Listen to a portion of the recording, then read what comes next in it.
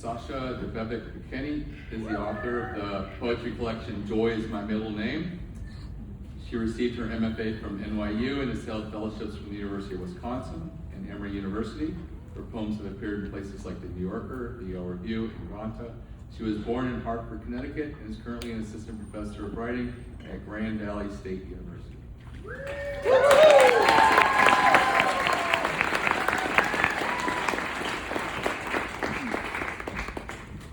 Hi, my name is Sasha. Top Gun Maverick is my favorite film. I saw it 8 times in theaters. Okay, hello.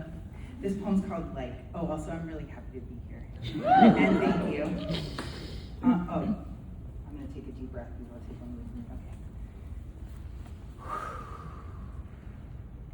Okay, like. As I led the man through the crowded restaurant and to his table at the back, he said, "You sure are packing us in here like on slave ships," when he could have said anything else. Packing us in here like daisies into a grocery store bouquet, packed together like the pages of a wet book, like A-listers in a Wes Anderson movie, like hemorrhoid cream in an unopened tube, like pennies in a pickle jar, like 40 to 50 exuberant rural children in an underfunded classroom, like a family of polar bears crowded together on a floating sheet of ice. He could have said even, like your ass in those jeans. Blood in a syringe, silver compact vehicles on the Beltline at rush hour, styrofoam tight in its cardboard box. Yeah, I was packing him in there. Like textured ground beef material into a Taco Bell grilled stuffed burrito. Like Amish girls in the back of a white van on the way to Walmart. Like bone regrowing inside a plaster cast. Like the flames in a fire. Like the fingers in my fist. Okay.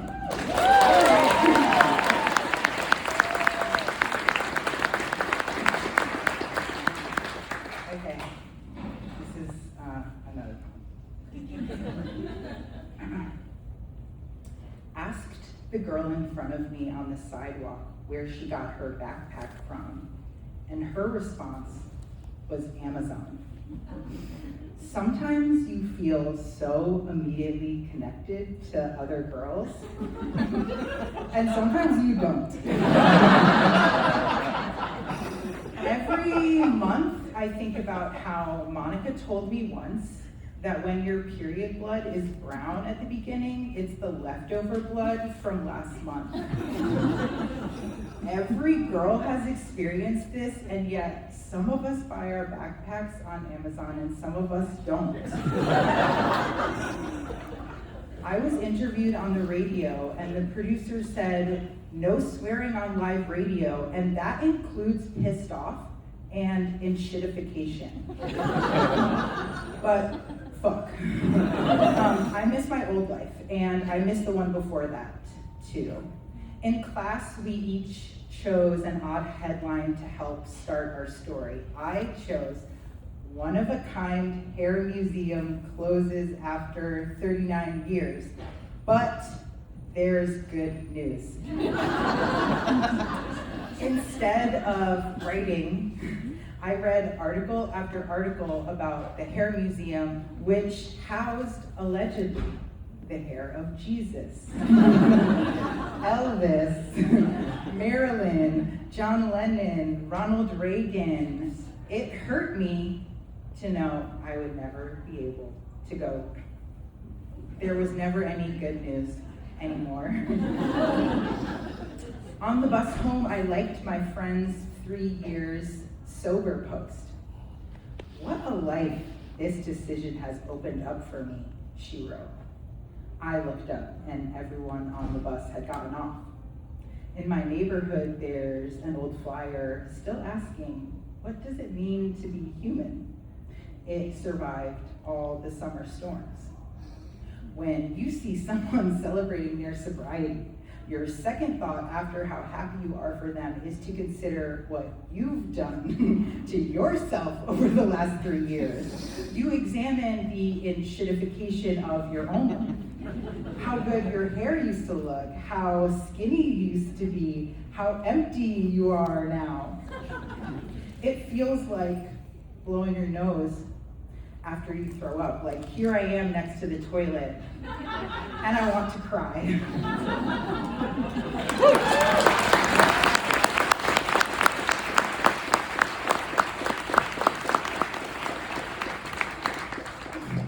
Okay. I visited a class and they were all writing poems after me, and I was like, I'll write one too. And I interpreted it as like, put the most disgusting thing you could in a poem. And that's what I wrote. Okay, I wrote this poem, and I'll read this one and one more. I wrote this a week into quitting weed. Okay. Watching a Civil War reenactment of the Battle of Hurricane Shoals in Maysville, Georgia. It was my first summer in Georgia, and the heat was like a war I couldn't admit to losing.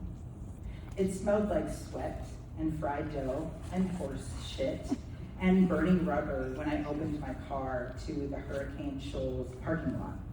Almost every car but mine had a bumper sticker that said, "Don't tread on me." My bumper sticker said, "I break for historical markers." And so I had. And was I scared? I checked in with myself as I walked toward the battlefield. I peeked into a few tents set with 1860s gear, the stuff I had always read about or seen fakes of in museums.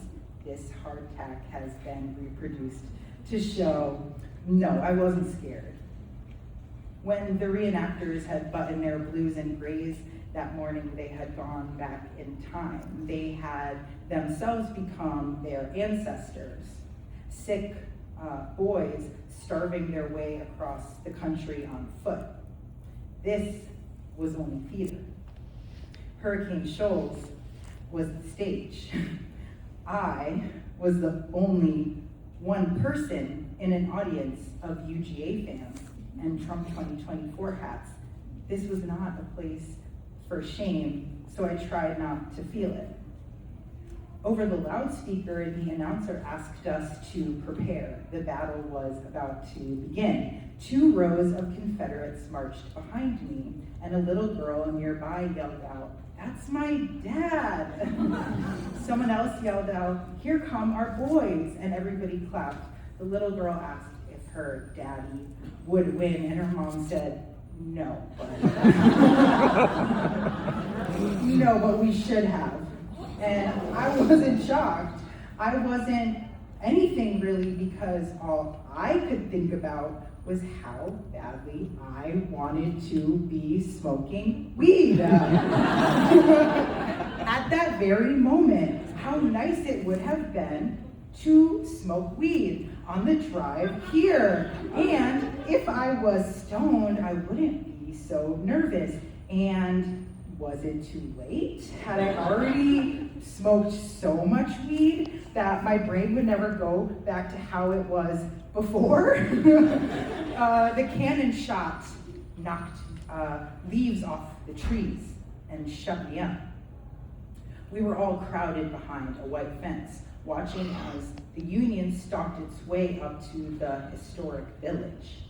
The men whipping their horses into a predetermined dance.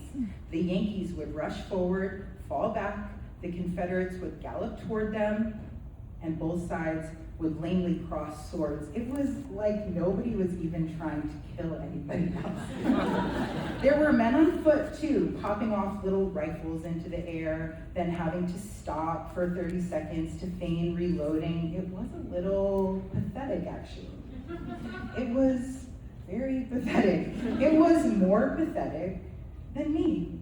Even my dead brain, my lack of appetite, my dreams, coming back at night. 9 minutes into the battle, the first Reb dropped, twitched, and died. Then he came back to life. to move his hat over his eyes, blocking the sun. There was nothing to be scared of. As the Union retreated, the crowd hollered. A few cried. I had to believe I could change myself.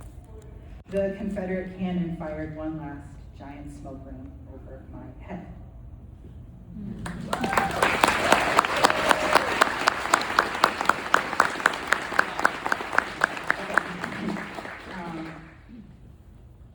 This is a breakup poem, and it's called No Contact. Thank you so much. No contact. My body is getting used to not being fucked as much as I want, whenever I want.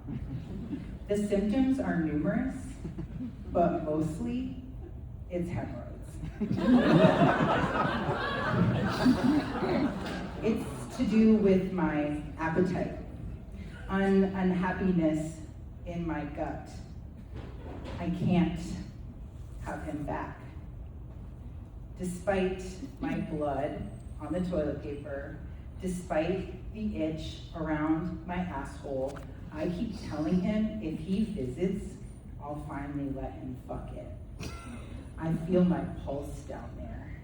For months, I embarrass myself like this, bargaining, offering, begging. I flare and flare. I find myself face down at urgent care, where the nurse inspects my anus and declares it normal. I promise, she says, your asshole is perfect. And I'm not allowed to text him that.